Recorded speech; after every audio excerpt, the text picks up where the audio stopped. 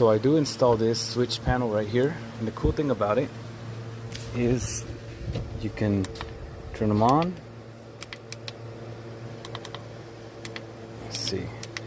So right there, they're just fixed. Okay.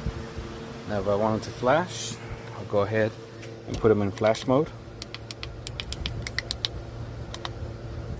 There we go. Now we got that.